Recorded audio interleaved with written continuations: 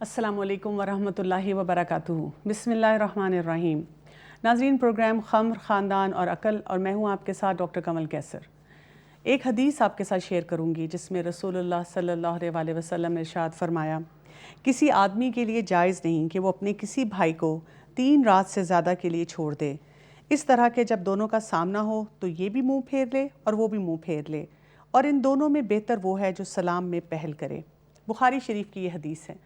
यहाँ से हमें पता क्या चलता है, एक ऐसा ट्रेट जो हम सब की ज़िंदगी में बहुत ज़्यादा ज़रूरी है, और वो है बर्दाश्त, एक दूसरे को बर्दाश्त करना और भाईचारा की फ़िज़ा जो है वो कायम करना।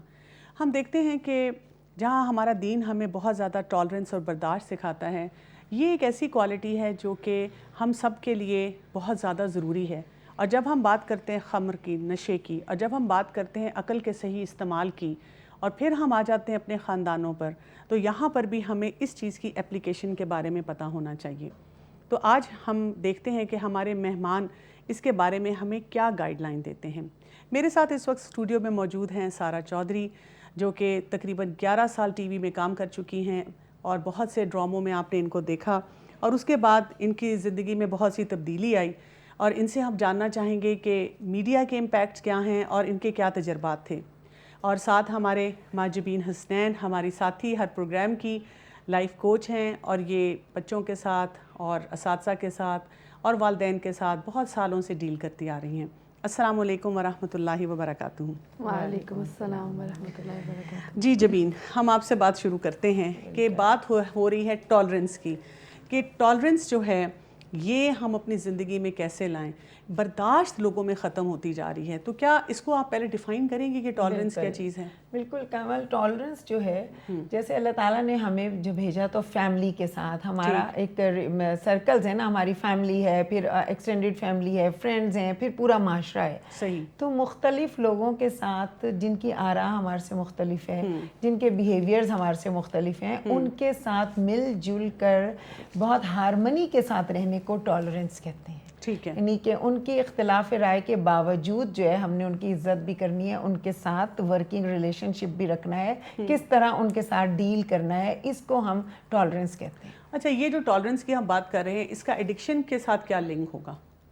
देखिए, अगर हम टॉलरेंस को दो तरह से ये भी कहें कि टॉलरेंस का है एक्सेप्टेंस, अंडरस्टैंडिंग एंड पेशेंस। अच्छा। तो जब हम मेरी राय से कोई इख्तिलाफ रखता है, अगर मैं उसको अपनी आप पर ले लूँ कि ये तो मुझे इस तरह कह रहा है और ये अच्छा नहीं है, और फिर आहिस्ता आहिस्ता मेरे दिमाग में यही ख्याल आएगा कि मैं अच्छी नहीं है, ये लोग अच्छे नहीं है, तो फ्रस्ट्रेशन आएगी। सही। तो ये जो फ्रस्ट्रेशंस हैं ये फिर हमें फर्दर एडिक्शंस की तरफ लेकर जाती हैं। सही, यानी कि ये भी टॉलरेंस हो कि मुझसे लोग फ़र्क हो सकते हैं, और ये भी टॉलरेंस हो कि मैंने अपनी पर्सनैलिटी के अंदर वो क्वालिटीज़ लेके आनी है कि कोई मुझे गलत चीज़ ऑफ़र कर रहा है तो मैंने उससे अपने आप को कैसे रोकना है। मुझे ये भी लगता है कि बिहेवियर की एडिक्शन में भी टॉलरेंस का बड़ा रोल है। हमारे अंदर बर्दाश्त होगी तो हम अगर कोई बिहेवियर में भी हमारे अंदर ऐसी चीज़ आ रही है तो उसको कंट्रोल कर सकेंगे।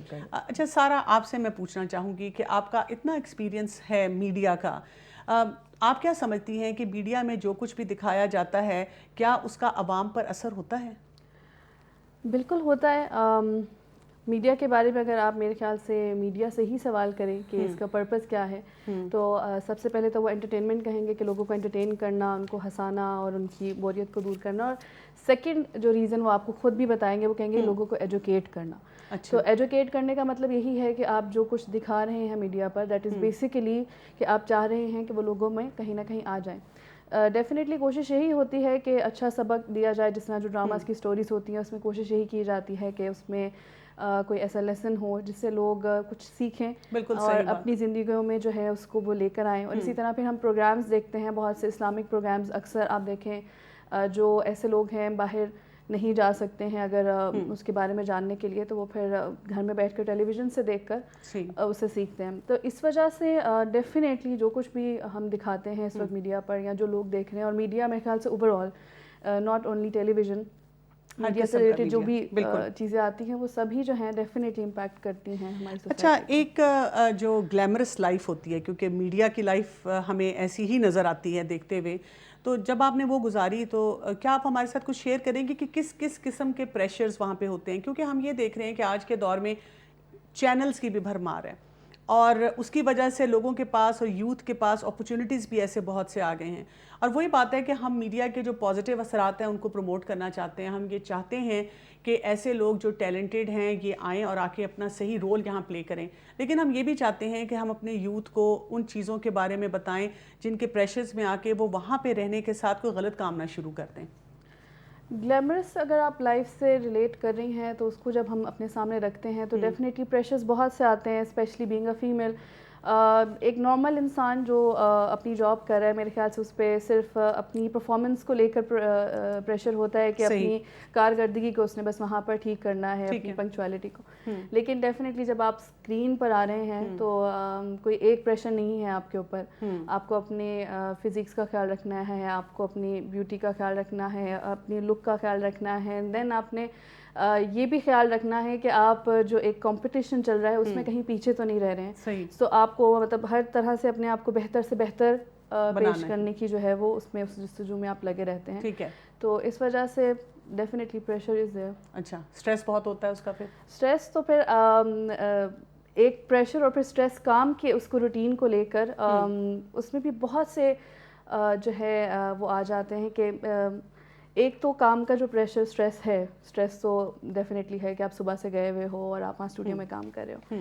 اینڈ دین اس کے علاوہ ایموشنلی, کیونکہ you have to play with your emotions. Maybe آپ اس وقت بہت خوش ہیں کسی بات کو لے کر کہ میرے گھر میں بہت اچھی خوشخبری آئی ہے, بٹ آپ کا جو سین ہے that requires you to cry, اور آپ کو پھوٹ پھوٹ کر رونا ہے, سامنے میت پڑی ہوئی ہے. صحیح. تو یہ ایک الگ قسم کا اسٹریس ہے. ٹھیک ہے. اچھا, جب ایسا وہ سین ہوتا ہے کہ آپ کی پرسنل لائف میں جو کچھ ہو رہا ہے اور اس کے ساتھ آپ جو آن اسکرین کر رہے ہیں اس میں کانفلکٹ ہوتا ہے, تو جب آپ پھر آف اسکرین اس کے بعد پھر دوبارہ واپس جاتے ہیں تو آپ کو لگتا ہے کہ ایسے لوگوں کے اندر پھر ایموشنل انسٹیبلٹی زیادہ ہو سکتی ہے, یا آپ کو لگتا ہے کہ وہ اس سے کوپ کر لیتے ہیں زیادہ تر؟ ڈپینڈ کرتا ہے کہ کون کتنا اسٹرانگ ہے میرے خیال سے. ٹھیک ہے. کچھ لوگ ہیں سم ٹائمز, جیسے میرے ساتھ کبھی کبھی ایسا بھی ہوا تھا کہ کوئی ایسا سین ہوا جو بہت ہی زیادہ ایموشنل تھا اور وہ سین کیا, کیمرہ کٹ ہو گیا, سین آف, لائٹ آف, لیکن میں رو رہی ہوں. اچھا. ٹھیک ہے. اور کبھی ایسا بھی ہوا کہ آنسو تھے اور کٹ بولا تو اس کے بعد ہنسنا شروع اور اپنے اگلی باتوں پہ کرنا چلے گئے.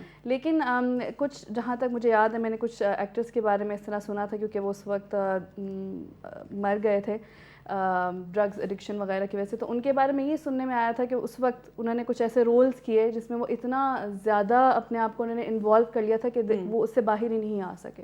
ٹھیک ہے. تو یہ ڈپینڈ کرتا ہے کہ کون کتنا اسٹرانگ ہے. ٹھیک ہے. ورنہ آپ اس رول سے کیسے باہر آ گئی مکمل طور پہ, یہ میں جاننا چاہوں گی. یہ میرے خیال سے جس طرح میں نے بات کی کہ شاید آئی واز اسٹرانگ مینٹلی اور I was in my senses probably. ٹھیک ہے. مجھے الحمدللہ اللہ تعالیٰ کی طرف سے تھا, میرا تو اس میں کوئی کمال نہیں ہے. تو مجھے زیادہ دقت نہیں ہوئی اس سے باہر آنے میں کہ میں ایک جگہ پر ہوں اور میری امیج ہے اور لوگ میرے بارے میں یہ سوچ رہے ہیں, میری فیملی کی مجھ سے یہ امید ہے, اس طرح کر کے. اس وقت جو مجھے صحیح لگا اور جب میں نے اس کے بارے میں اسٹڈی کیا اور میں مطمئن ہو گئی, جب میرے دل میں سکون میں, I remember when I was in showbiz, تو کوئی ڈرامہ کی مجھے آفر آئی تھی جس میں کچھ اس طرح کے کچھ سینس تھے جن سے میں کمفرٹیبل نہیں تھی, تو میں نے ان کو ریفیوز کر دیا کہ میں نہیں کروں گی. تو وہ صاحب جو ہیں ڈائریکٹر بہت زیادہ پروڈیوسر چاہ رہے تھے کہ میں ہی وہ رول کروں, تو انہوں نے ادھر ادھر کانٹیکٹ کرنا شروع کیا کہ آپ اس کو منائیں. تو آئی ریممبر انہوں نے لیلا زبیری جو ہیں وہ میری ابھی بھی بہت زیادہ میں ان سے اٹیچ ہوں, تو ان سے انہوں نے بات کی کہ آپ پلیز, آپ اس کے بہت کلوز ہیں, آپ اس کو کنونس کریں. تو انہوں نے کہا کہ اگر اس نے منع کر دیا ہے تو منع کر دیا ہے, اب وہ نہیں کرے گی. صحیح. ٹھیک ہے. تو اس کے بعد آپ نے جو ہے بالکل ایک اسٹینڈ لے لیا. الحمدللہ, کیونکہ میں آئی نیو کہ ٹھیک ہے یہ چیز ہے میرے لیے and I want to do it. صحیح بات. ٹھیک ہے. اگر مجھے لگتا کہ اگر میرا دل مطمئن ہی نہ ہوتا اس کے بارے میں کہ نہیں میں کنفیوزڈ ہوں یہ چیز ہے بھی کہ نہیں ہے اور پتہ نہیں میں کرنا چاہتی ہوں نہیں, تو میں بھی شاید میں نہ کرتی. لیکن الحمدللہ اللہ تعالیٰ نے جو ہے اچھے طریقے سے ہر چیز ہر بات دکھا دی, کلیئر کر دیا, تو مجھے پتا تھا کہ I want to do it. الحمدللہ. اور بہت سے لوگ جو ہیں آپ کی اس لائف سٹائل سے, اس چینج سے بہت انسپائرڈ بھی ہیں اور وہ سیکھتے بھی ہیں الحمدللہ. جی ماجبین, ایک بتائیے گا چیز ٹالرنس کے بارے میں کہ ٹالرنس کی جب ہم بات کرتے ہیں, برداشت کرنے کی بات کرتے ہیں, اور اس کا بہت فقدان ہمیں نظر آتا ہے اب. اس کے فائدے کیا کیا ہیں تاکہ جب فائدے پتہ ہوں گے تو شاید ہم اس کے بارے میں سوچنا بھی شروع کریں. اچھا، سب سے زیادہ ایک تو ٹالرنس بہت بڑی واسٹ چیز ہے. جیسے ہمارے ارد گرد ایک تو ہمیں ابھی تو ہم نے فیملی اور اس کی بات کی، لیکن جو پوری دنیا میں اگر ہم دیکھیں رنگ، نسل، مذہب، سب چیزیں لوگوں کی فرق ہیں، لیکن ہر انسان کو انسان ہونے کی ناطے سے ایک عزت دینی ہم سب کا فرض ہے. ٹھیک ہے نا؟ تو سب سے زیادہ جو جتنا اچھی ہماری ٹالرنس ہوگی اتنے اچھے ہم جسے کہیں گے سوشل انٹیلیجنٹ ہوں گے. اس کا ایک یہ بھی ورڈ آتا ہے. اس سے ہمیں خود ہمیں لوگوں سے سیکھنے کا موقع ملے گا. اگر ہم ایک مائنڈ بلاک بنا کے لوگوں سے ملیں گے کہ یہ اچھا نہیں ہے، ججمنٹل ہو جائیں گے، تو پھر ہم لوگوں سے کچھ سیکھ نہیں سکتے. اور سب سے زیادہ ہم خود پروڈکٹیو ہوں گے، ہمارے دل کے اندر پیس ہوگا کیونکہ ہم ججمنٹل نہیں ہو رہے لوگوں کے بارے میں. مجھے آپ کی بات سن کے سیرت میں سے کچھ جو مثالیں ہیں وہ یاد آ رہی ہیں. جیسے ایک واقعہ آتا ہے کہ رسول اللہ صلی اللہ علیہ وسلم مسجد میں موجود تھے اور ایک بدو جو تھا وہ وہاں پہ وہ پیشاب کر رہا تھا. اور جب وہ پیشاب کر رہا تھا تو صحابہ جو تھے وہ اس کے پیچھے لپکنے لگے، لیکن رسول اللہ صلی اللہ علیہ وسلم نے انہیں روک دیا اور بعد میں اس کو بتایا کہ یہ وہ طریقہ نہیں ہے، یہ وہ جگہ نہیں ہے. یعنی یہ جو برداشت ہے اور ٹالرنس ہے ہمیں آج کی کمیونٹی میں نہیں نظر آتی. اس کے ساتھ ساتھ ہم ایک اور چیز بھی دیکھتے ہیں کہ بہت سے لوگ آ کے جب رسول اللہ صلی اللہ علیہ وسلم سے سوال کرتے تھے، کوئی آ کے کہتا تھا میں نشہ کر رہا ہوں، کوئی آ کے کہتا تھا مجھ سے زنا ہو گیا ہے، تو اس وقت بھی کوئی ججمنٹل قسم کی ریمارک نہیں آتی تھی. اور ہمارے پیارے نبی صلی اللہ علیہ وسلم بہت آرام سے پوری بات سن کے اور بہت اچھے طریقے سے اس شخص کو سمجھاتے تھے اور لوگوں کی زندگیاں تبدیل ہونی شروع ہو گئی تھی. سارا یہ بتائیے گا کہ میڈیا کے بارے میں یہ تاثر کیوں پایا جاتا ہے کہ جو بھی میڈیا میں جاتا ہے وہ کسی نہ کسی نشے میں ملوث ہوگا؟ بالکل، یہ بات آپ نے بالکل ٹھیک کہی ہے. اور یہ نشے کے علاوہ یہ بھی بہت سوچا جاتا ہے کہ جو میڈیا میں لوگ ہیں وہ برے ضرور ہوں گے، شاید پتہ نہیں کہاں سے آتے ہیں، کسی اور ہی جگہ سے شاید آتے ہیں. اور حالانکہ ایسا بالکل بھی نہیں ہے. میرا جتنے بھی جان پہچان رہی، جتنے کو اسٹارز رہے یا دوست رہے، ضروری نہیں تھا کہ ہر انسان ہو ملوث. جس طرح سے عام دنیا میں ہم دیکھتے ہیں، عام لوگوں میں ہم دیکھتے ہیں کہ کوئی انسان جو ہے وہ بہت اسٹرانگ ہے، وہ اگر کسی ایسی محفل میں بیٹھ بھی رہا ہے، اس کا اپنے بزنس کی وجہ سے اس کو کہیں جانا پڑتا ہے جہاں پر لوگ کسی بھی قسم کا نشہ کر رہے ہیں، تو وہ بہت اسٹرانگ رہتا ہے اور وہ اس عادت کو نہیں اپناتا ہے. بالکل اسی طرح جب میڈیا میں ہم بات لاتے ہیں تو جس انسان نے اگر کرنا ہے تو وہ اس کی چوائس ہے، وہ کر رہا ہے، تو اس کا یہ مطلب نہیں ہے کہ وہ فلم میں نہیں بھی آ رہا یا کسی جگہ پہ نہیں بھی ہے یا ایون فور فرنٹ پہ نہیں آ رہا پھر بھی کر رہا ہے. اور اگر ہو سکتا ہے کچھ لوگ ہیں جو کہ مطلب تھوڑا بہت بھی کام کر رہے ہیں لیکن اس میں ملوث ہوئے ہیں. بہت سے ایسے لوگ تھے جو کہ بہت فیمس ہے. اب ایٹ دا مومنٹ میں ایک دم سے تو کسی کا شاید نام نہ لے سکوں، لیکن بہت سی ایسی گرلز بھی تھی، بہت سے ایسے میل سٹارز بھی تھے جن کو میں جانتی ہوں کہ وہ ایون اسموک بھی نہیں کرتے تھے. کوئی اور بڑا نشہ تو دور کی بات ہے کہ وہ اسموک بھی نہیں کرتے تھے. اور سب سے پہلی چیز یہی کہ ان کو صحت اور اس چیز، لیکن دوسری چیز ان کو پسند بھی نہیں تھا. دے نیو کہ it's not a good thing to do. اچھا، جو لوگ آپ کو لگتا ہے کہ جن کو آپ کلیئرلی آئیڈینٹیفائی کرتی تھیں اپنے سرکل میں کہ وہ کسی قسم کے نشے میں ملوث نہیں تھے، آپ کو ان کا لائف سٹائل اوور آل کیسا نظر آتا تھا؟ ہیلدی ہوتا تھا؟ کیا ایکٹیویٹیز آپ کو پرٹیکولرلی نظر آتی تھی کہ جس میں وہ انگیجڈ ہوتے تھے، جس کی وجہ سے آپ کو لگتا ہے کہ وہ اپنے آپ کو اس چیز سے روک پاتے تھے؟ بس سب سے پہلی جو مجھے ریزن سمجھ آتی ہے نشے کو اپنانے کی، ایک جو آج کل ہماری یوتھ میں بھی عام ہو چکا ہے، دیٹس فیشن. اچھا. Especially smoking. ٹھیک ہے، اس کو ایک مجھے لگتا ہے کہ بہت کول چیز سمجھا جاتا ہے، اور اس کی وجہ سے اکثر نہ صرف لڑکے بلکہ ہم دیکھتے ہیں کہ جو گرلز ہیں وہ بھی اس ایڈکشن میں لگ جاتی ہیں. وہ اسی وجہ سے کہ وہ دیکھنے میں، اور ہم دیکھتے ہیں کہ جب ڈراماز یا موویز میں بھی دکھایا جاتا ہے تو وہ اس کو دیکھ کر وہ بہت عجیب سا لگ رہا ہوتا ہے اور اس کو پورٹری بھی اس طرح کیا جاتا ہے کہ maybe it's something really stylish.